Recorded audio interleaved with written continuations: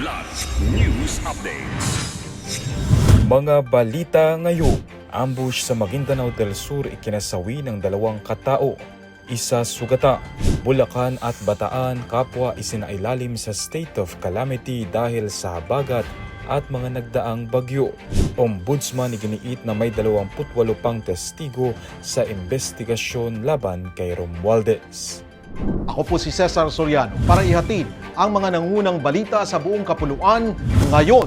2 lalaki ang nasawi habang isa naman ang sugatan matapos tambangan ng mga hindi pa nakikilalang armado ang kanilang sasakyan sa Sitio Panang, Barangay Salbu, Datu Saudi Ampatuan, Maguindanao del Sur nitong Huwebes ng umaga, Agosto 20.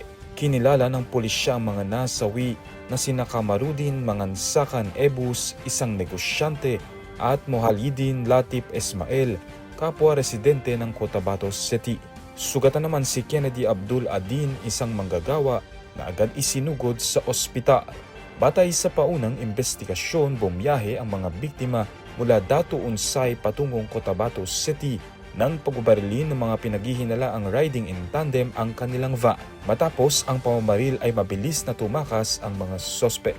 Patuloy pang iniimbestigahan ng pulisya ang motibo ng pag-atake at kung sadyang target ang mga biktima. Isinailalim na sa state of calamity ang mga lalawigan ng Bulacan at Bataan dahil sa malawakang epekto ng tuloy-tuloy na pag-ulan, dulot ng habagat at mga nagdaang bagyo.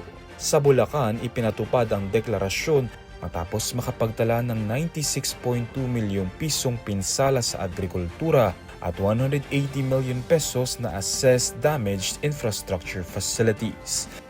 Aabot sa 960,000 na individual ang naapektuhan ng kalamidad sa lahat ng 23 bayan at syudad sa lalawigan.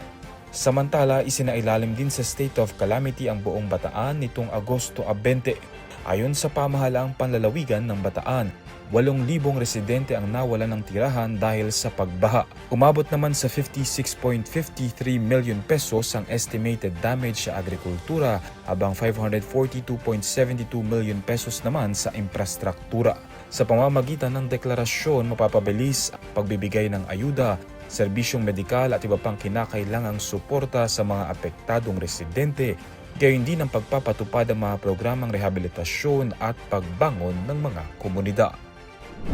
Inihayag ng Office of the Ombudsman na mayroong 28 pang testigong handang magbigay ng mahalagang impormasyon kaugnay ng mga transaksyong iniimbestigahan sa kaso ni dating House Speaker Martin Romualdez. Ayon sa Ombudsman, ang mga testigo ay mga uniform at active personnel na kasalukuyang nasa ilalim ng legal na proseso. Ito ang tiniyak ng Ombudsman matapos bawiin ng retiradong Marina si Orly Guteza ang kanyang naunang salaysay na umano'y naghatid siya ng mga maleta ng pera kay Romualdez.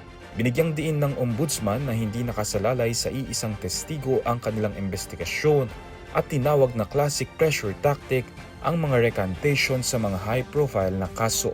Samantala, naghain ng supplemental counter affidavit ang kampo ni Romualdez kahapon bilang sagot sa patong-patong na kasong kinakaharap ng dating House Speakers sa Ombudsman. Para sa Kidlat News Channel, ako si Renzelino, nag-uulat. Ako po si Cesar Soriano. Palagi niyong kasama sa bawat pagputo ng balita.